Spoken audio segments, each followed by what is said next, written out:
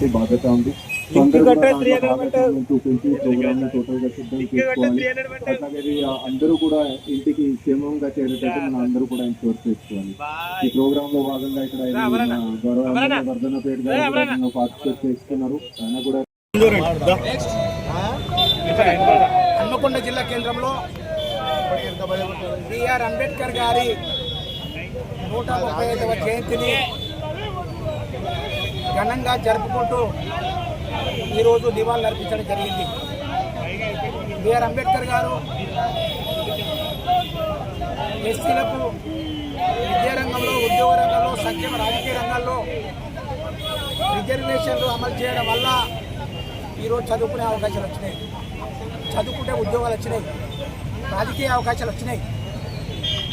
కానీ ఇక్కడ ఉన్న ప్రభుత్వాలు రిజర్వేషన్లు తూట్లు పొడిచే విధంగా రిజర్వేషన్లను నిర్వీర్యం చేస్తూ రిజర్వేషన్లు అపాస్పాలు చేసే విధంగా కుట్రలు చేస్తున్నాయి. ఈ మధ్య సుప్రీంకోర్టు ఎస్సీల హోదా రద్దు చేస్తామనే దాని మీద సుప్రీంకోర్టు తీర్పు ఇవ్వడం జరిగింది. సుప్రీంకోర్టుకు ఒక విజ్ఞప్తి చేస్తున్నాం, దాన్ని పునరాలోచించాలి. అదే క్రమంలో మరి ఎస్సీ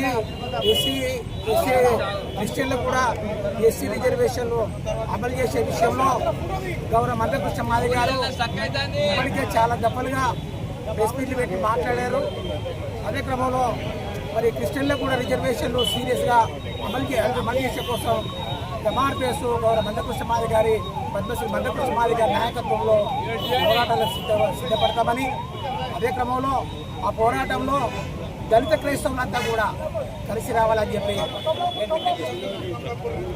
135వ జయంతి ఉత్సవాలు పాల్గొన్న ప్రతి ఒక్కరికి దేశవ్యాప్తంగా మరి రాబోతున్న వెహికల్ గురించి మనం కొద్దిగా ప్రత్యేక శ్రద్ధ వెహికల్స్ అన్ని పక్కగా ప్రతి ఒక్కరు కూర్చున్నారు. రాజ్యాంగాన్ని దూట్లు పొడిచే విధంగా మరి ఏర్పాటు ఎస్సీ ఎస్టీలది వర్తించదు, రిజర్వేషన్లు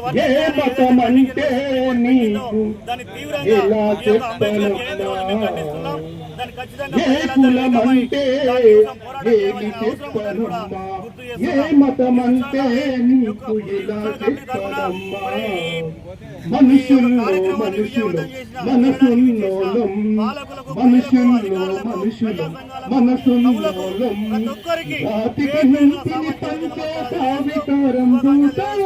అదేవిధంగా అంబేద్కర్